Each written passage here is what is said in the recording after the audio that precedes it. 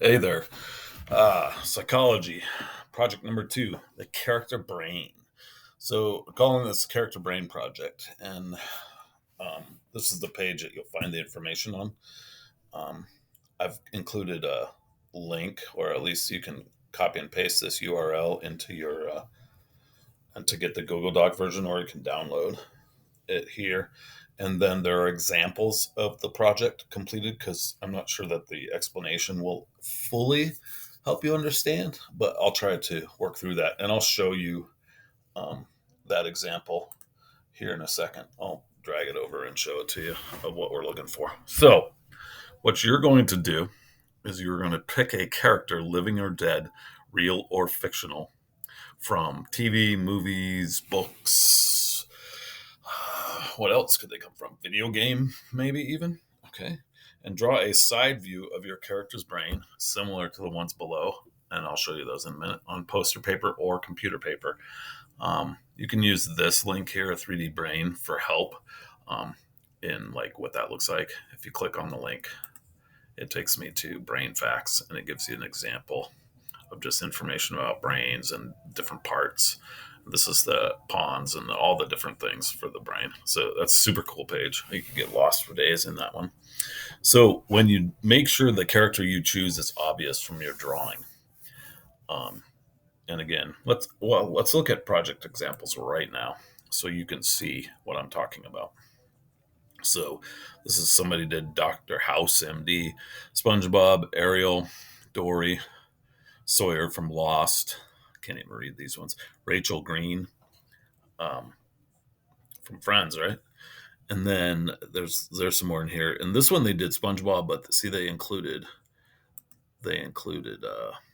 it, put it inside the brain itself. What is her name from Bob's Burgers? I forget. Anyway, yes.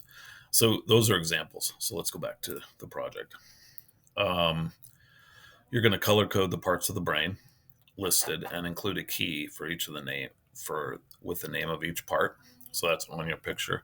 And you're going to review the function of each brain part and think about how it relates to the character's personality or traits or activities.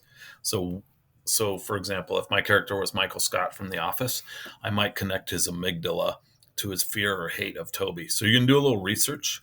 You're going to research these parts of the brain and what they do, and then you're going to connect those activities um, to this character traits.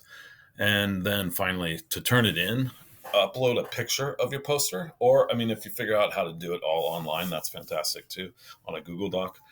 Some of you are probably better with that stuff than I am. Or so you can just take a picture and you can email it to me as well. Shoot, you could even uh, text, Google text it to me, and I'll be able to grade it that way. So these are the 13 required brain parts: the frontal lobe, the motor cortex, the parietal lobe, the somatosensory cortex, the occipital lobe, the temporal lobe, the cerebellum, the corpus callosum, the thalamus, the hypothalamus, the amygdala, the hippocampus, and the brainstem. And the brainstem includes the pons, reticular formation, and medulla. That's this part right in here, right? And here's the different parts. This is what's called a mid-sagittal view. So basically, like if you chopped your brain in half from the front to the back. I'm mimicking this. You can't see me, but this is what the brain would look like. And these are all the different parts that you're going to label.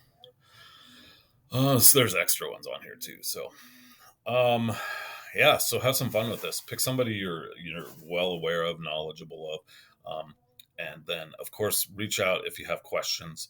I think download these examples, see what they look like.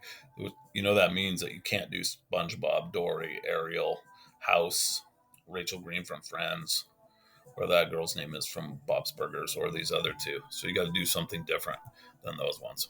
So how you're graded. So you get full points. It's 100 points, but you get full points if you label all the brain parts, and then it goes down from there. You get full points if your project is shows the effort and creativity in it. You're gonna get full points if you show an understanding of the function of each brain and how you connect it to the character's traits. So, I mean, shoot, you could pick. Well, don't pick a zombie because they only have one brain trait, right? from Walking Dead, but you could pick Carl or somebody like that, or a Negan. There, you can use those ones though. For those of you that watch Walking Dead, or pick a comic book character or a graphic novel, or go crazy. Be as creative as you can. I'm excited to see what you guys come up with for this project. It should be pretty fun. It's gonna be a brief quiz on this video, and then that's it. Good luck.